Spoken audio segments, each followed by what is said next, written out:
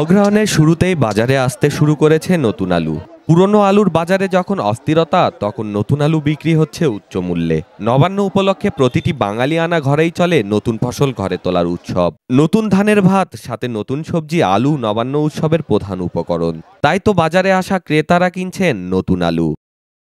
নবান্ন উপলক্ষে আমাদেরকে নতুন জিনিস কিনতে হয়, এই জন্যেই যে দাম বেশি দেখে আলুর দাম প্রচুর বেশি, সে কারণে আমরা একটু অল্প অল্প করে নবান্নে বাজারগুলো করি, কারণ দাম কম হলে পরে আমরা ঠিকই বেশি নিতাম। স্থান ও আকার ভেদে প্রতি কেজি নতুন আলু বিক্রি হচ্ছে 300 থেকে 400 টাকা কেজিতে।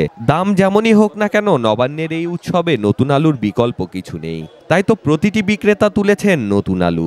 আজকে নতুন আলু 300 টাকা কেজি বিক্রি হইতেছে। কিনতেছে 1 পোয়া, 8 পোয়া, 100 গ্রাম এরকম কিনতেছে। পাইকারি 250 টাকা কেজি আমাদের কিনা। বগুড়ার শিবগঞ্জ উপজেলার উতলি মেলাতে উঠেছে বিভিন্ন ধরনের আলু। নবান্ন উপলক্ষে মেলায় আসা প্রতিটি সনাতনী কিনছেন নতুন আলু। দাম বেশি হয়, কেউ কিনছেন 100 গ্রাম, কেউ কিনছেন 1 পোয়া।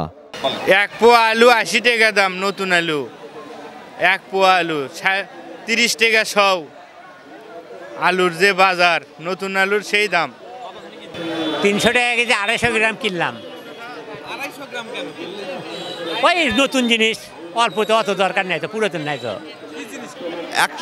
140 টাকা না, নতুন জিনিস, নতুন আলু নামছে। নবান্ন উপলক্ষে সবাই আমরা নবান্নর বাজার করি। এই বছরে একদিন হাউস করে আসে কেউ নবান্নর বাজার করবে, আর বুঝেননি, সব কিছু নিত্য নতুন পাওয়া যায় আর কি। উথুলি বাজার মাছে তো এখন যাওয়াই হয়নি, মাছে সেই ভিড় মাছের বাজারে। বিগত সময়ে নবান্নের এই নতুন আলু বিক্রি হতো 50 থেকে 60 টাকা কেজি দরে। বর্তমানে আলুর এই আকাশচুম্বী দামে হতাশায় পড়েছেন ক্রেতা বিক্রেতা সহ সবাই। রাশেদ নীরব, নিত্য নিউজ, বগুড়া।